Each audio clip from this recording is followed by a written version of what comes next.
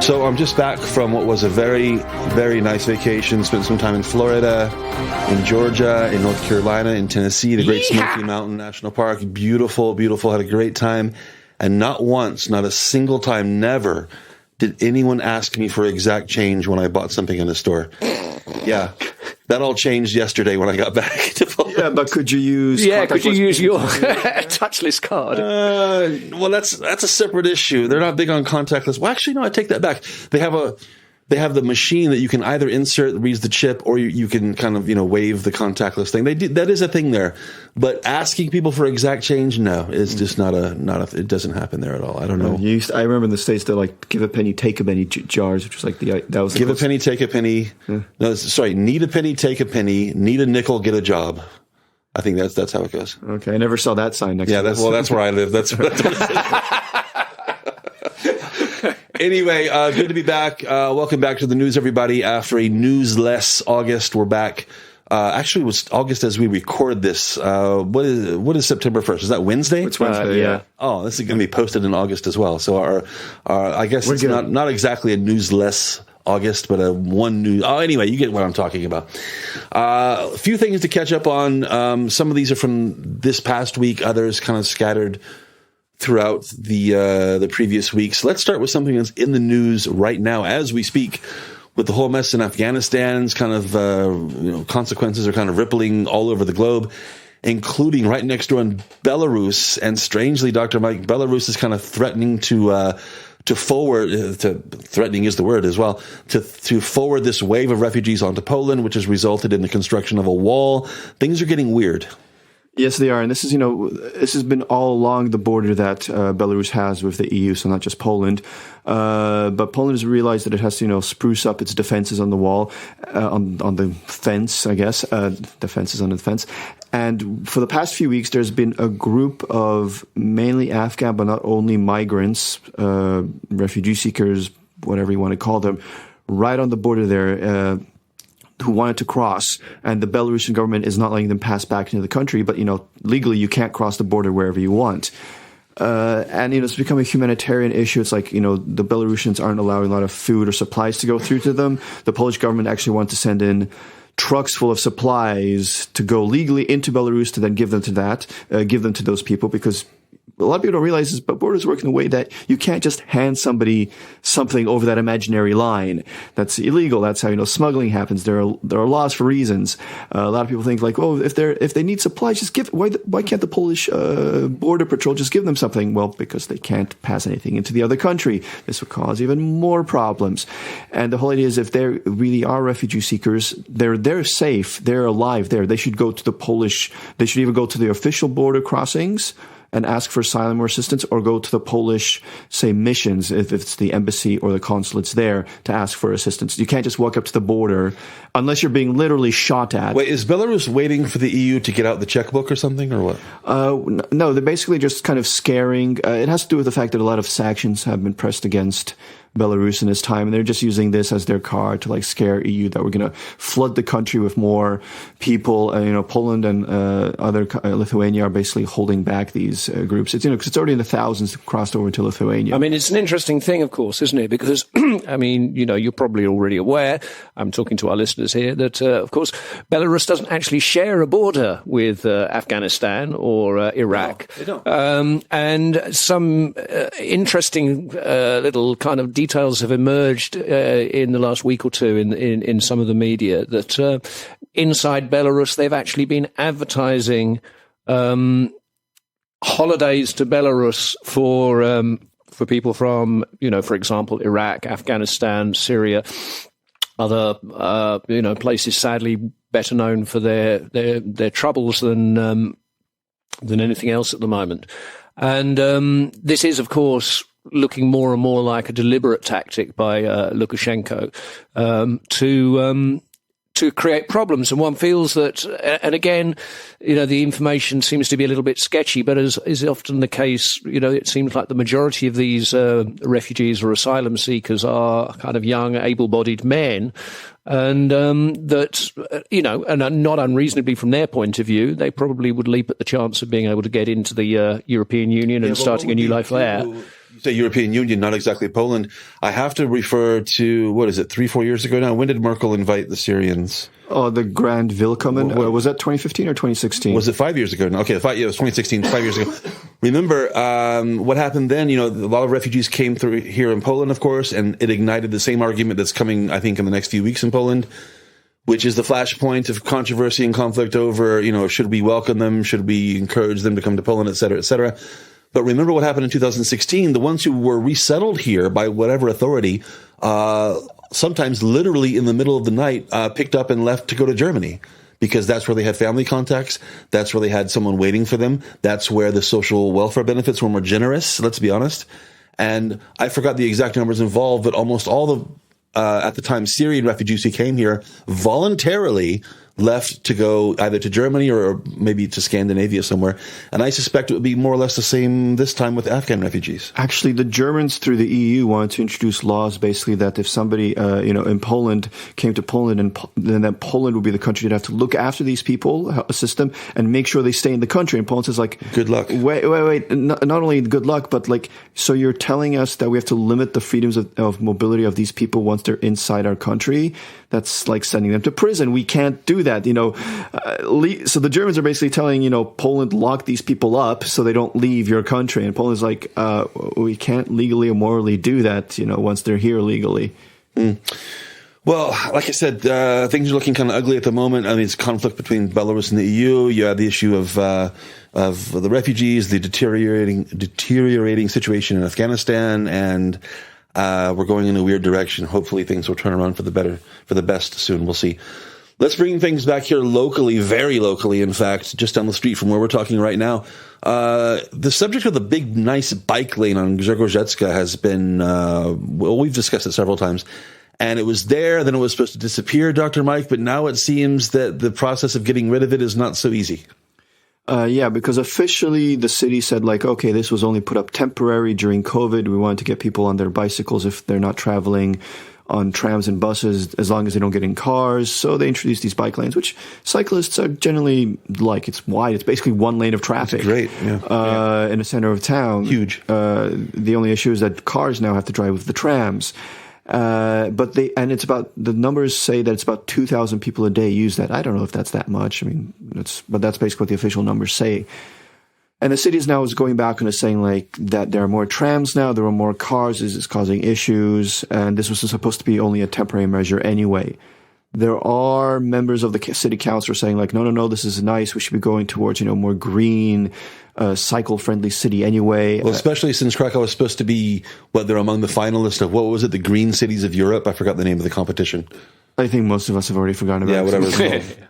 So, it's not a good look to get rid of bike lanes when we're trying to establish a reputation as a green city, I guess, is the idea. What I do think is kind of interesting is one of the councilmen from the left side of the spectrum, I don't know if it was from Lewica or from SLD, basically said trams, because one of the arguments was that the cars on the tram lines are causing more delays for trams. And he gave the statistics, trams are still running perfectly on time as of the statistics for the last few months. And I'm thinking, the last few months were summer, less people traveling on trams and fewer trams as well. When there are fewer trams, fewer people traveling on their list, fewer situations where trams will be running late anyway. So using that as the statistical baseline, I think, was a little disingenuous. It's a kind of a weird one, isn't it? Because, I mean, of course, if you're coming into town along Grzegorzetska, as a motorist, the choices available to you are fairly limited. I mean, kind of, if you're encouraged to go in any direction, it's to continue on down Diekla. Also a street that has been narrowed, halved essentially. Although, of course, to be fair, Dietler has the trams separated, running down the kind of central divide. If you come down Grzegorzetska, if you don't continue into Dietler, you've got the choice of turning right into Wielopole, which means that you're essentially trying to get into right into the city centre, which is obviously not something that people want to encourage. And that's turn left on Wielopole. Coming from the north, you turn right. Oh, coming from the north. Sorry, my mistake. Yeah, sorry. I'll shut up. And I mean, geography was your thing. Right? Well, what's the other? I suppose you can take a left onto Dashinskiego and go down to the. Well, that's the thing. It's the only traffic artery for both motorists and cyclists. It's the only way in and out. And I mean, I would say two things. First of all, it seems, if anything, I have to admit, it's kind of overly generous. As Mike said, it's a whole bike lane. It might be a lane and a half. And it's only, what is it, 250 meters from the bridge at Hala Trgova to the point where it kind of ends. So it's nice. It's almost too nice. And it comes at the expense. It's a zero-sum game. Only one side can use the lane. If the cyclists get it, the cars lose it. So I get that. Also, I have to wonder, going into the winter time, how that figures into it. I mean, the number of cyclists. The number of cyclists is, yeah. So maybe, is there a compromise here? Maybe from a certain date to a certain date, it's for cyclists, and in the winter time, we give it back to the cars? Is that I mean, there may be some argument for that, but I think it might be a little too complicated for our legislators to figure out and people actually to live with. Plus, of course, there's the whole, ongoing redevelopment of the area around Hala Trgova, including this major new train station, these plans to kind of pedestrianise lots and lots of lovely buildings with turf on top and all the rest of it. There's no place else to go. I mean, if you're coming from the area around Viopola on the top of Ditla and you're going in the direction of Rondok Zhegorzetska, unless you go through like back streets and neighborhoods, there's no other real way to go. Yeah. You have to go that way, really. So, well, I think what they want, of course, is when you get to Rondok Zhegorzetska, I think is correct, is that you don't go along Zhegorzetska in towards the centre of town. You either turn right and head up towards. Or you head up to Rondo Mogilskia and kind of like have some kind of circulatory or gyratory system around the city, or you go in the opposite direction down towards, maybe even across the river even to kind of, bother Podgorze with your nasty fumes. Quick point I want to make. Even if the cycle lane is liquidated, which is, possible, maybe even likely, I wouldn't let this obscure the bigger picture. Krakow has made huge strides in the last few years. In terms of, new bike lanes and just general convenience for cyclists. And so we might lose this one, but in the big picture, cyclists are definitely much better off. Absolutely agree. It's terrific now, actually. Yeah. Plus, I think the city is generally going against like the concept of driving through the city. I mean, you can still drive into the city if you want to do something here, but the planners right now are doing everything that not to use the city center as, say, an intersection or a junction or that you go around the city, not through it, if you want to get to somewhere else. Speaking of development, let's talk about our good friend Jacek Majchrowski, Krakow's mayor since 1753.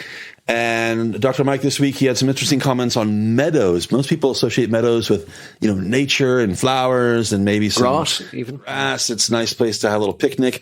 Jacek Majchrowski has a different idea about what we should do with meadows. Yeah, there's a region just on the outskirts of town, and it's in Klinach, and it's basically there are some łąki, there are some meadows. Which a developer bought that area and wanted to build up, your regular 4-story apartment block kind of estate complex. That's the word I was looking for. Difficult word. Yeah. Complex, even. Apparently for about 60 million zlotys.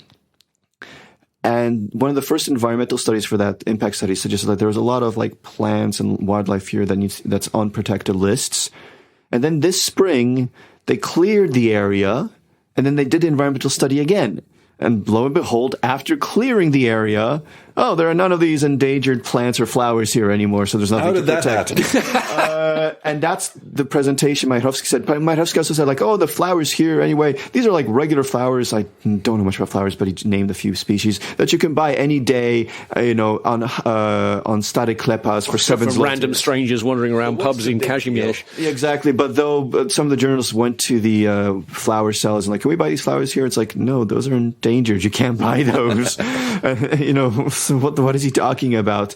And they're saying the deal, 60 million just to purchase it, and the actual development plans are for about 300 million. So we're talking apartments here, apartment buildings, yes, residential area.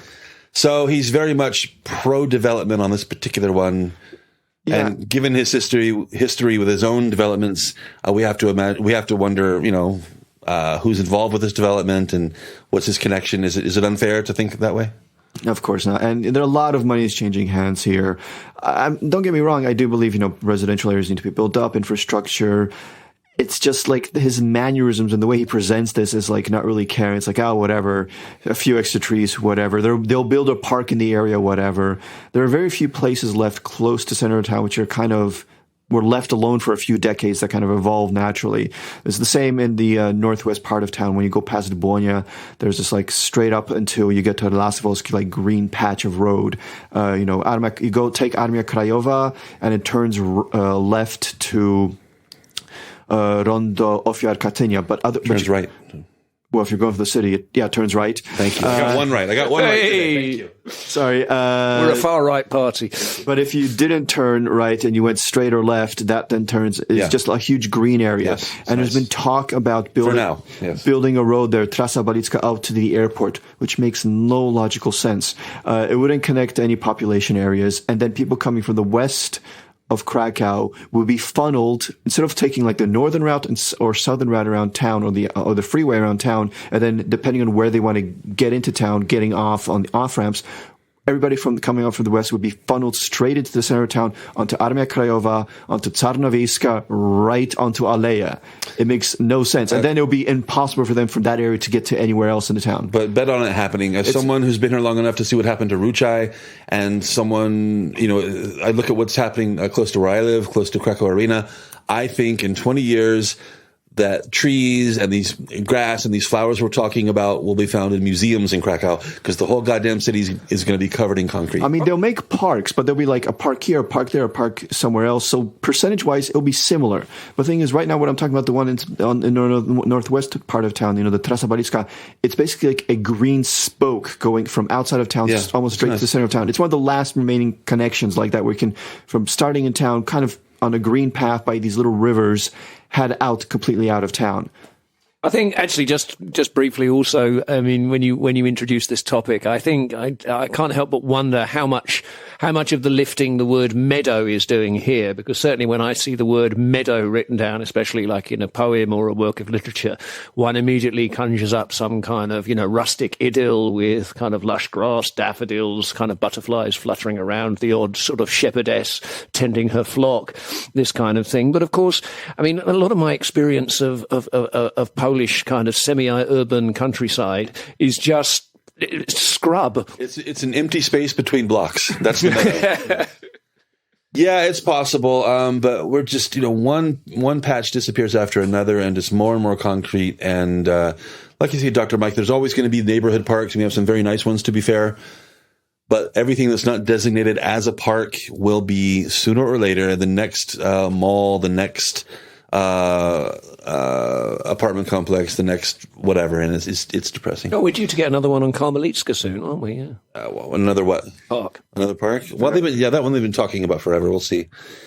The one that's a car park right now for buses and has been for a long time. Let's move on, Dr. Mike, to let's have a little bit of a mini COVID update here with the kids going back to school on September 1st, which is Wednesday.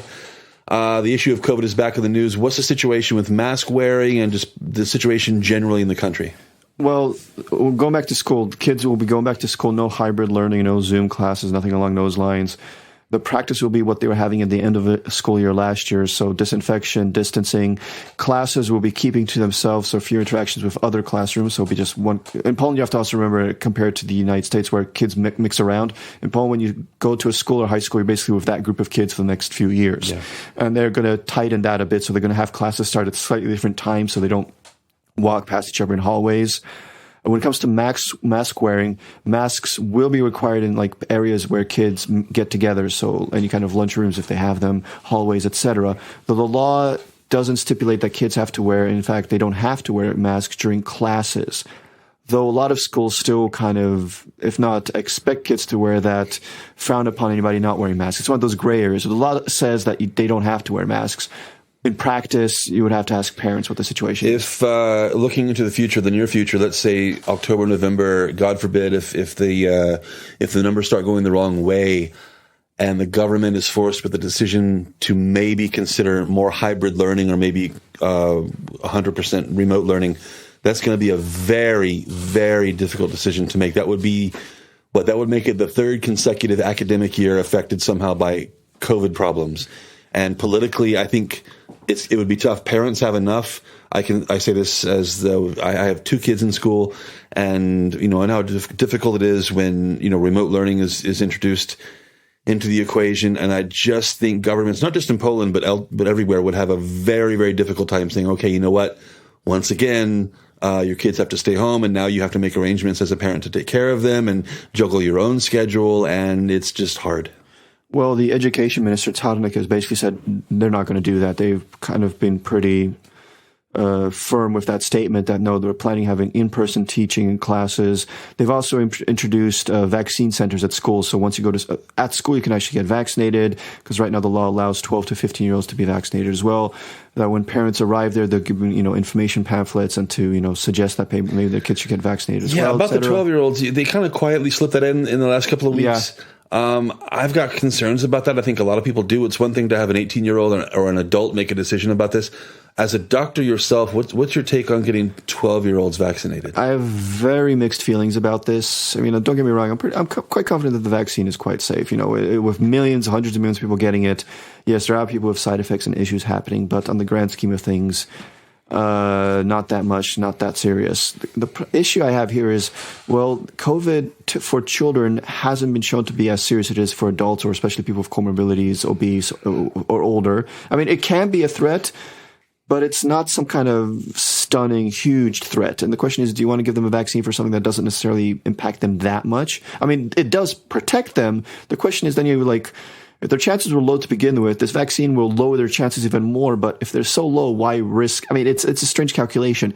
And a lot of people don't understand. It's I keep hearing this, you need to get vaccinated so we're all safe. And I'm like, actually, the reason I would take a medication or a vaccination, or if I had children, give that to them, is first and foremost our own interests.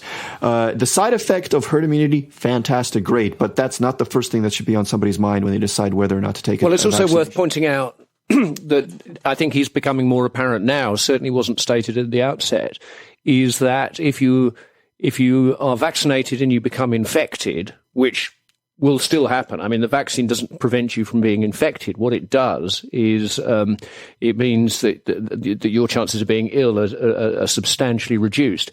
But it also means that you can be vaccinated, you can be infected, and that still potentially means that you can infect other people.